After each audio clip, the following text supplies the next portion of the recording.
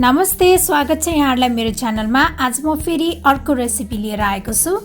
आज म यहाँहरुलाई नेपाली स्टाइलमा खीर कसरी बनाउने भनेर देखाउन गइरहेको छु। र यो खीर बनाउनको लागि सबैभन्दा पहिला मैले आधा लिटर दूधलाई चाहिँ उमाल्नको लागि राखेको छु।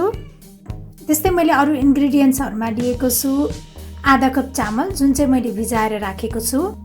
त्यसपछि मैले लिएको छु 1 कप चिनी, अलिकति क्यासु नट्स, त्यस्तै मैले लिएको छु अलिकति किसमिस, यो चाहिँ गार्निशिङको लागि हो, ड्राई कोकोनट, त्यस्तै मैले अर्को लिएको छु अलिकति आल्मन्ड स्लाइस, यो चाहिँ गार्निशिङको लागि हो।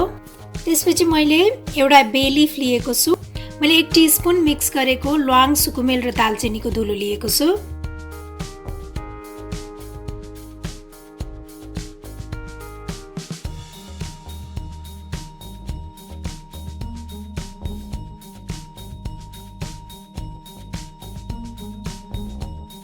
अब यो दूध राम्रोसँग तातिसकेको छ। अब म यसमा यो भिजाएर राखेको चामल हाल्छु।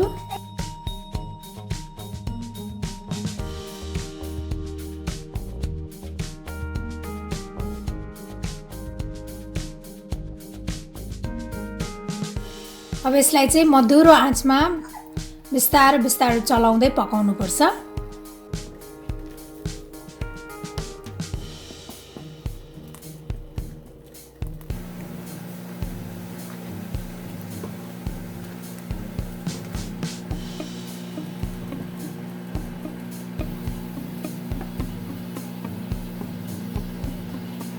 यो चाहिँ लगभग पाकिसकेको छ। त्यसैले अब म यसमा यो मैले तेजपत्ता हाले, त्यसपछि अब म यो ल्वाङ, सुकुमेल र दालचिनीको धुलो पनि हाल्छु, अनि यो नरिवल, अनि यो क्यासु नट्स, अनि यो चिनी, सुगर।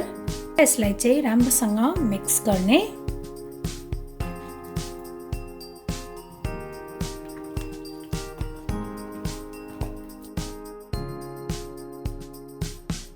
यसलाई चाहिँ म 5 मिनेटसम्म मिडियम फ्लेममा पकाउँछु।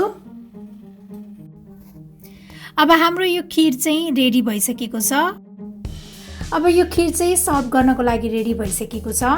अब म यसमा आल्मन्ड स्लाइस र किसमिसले चाहिँ यसलाई गार्निश गर्छु।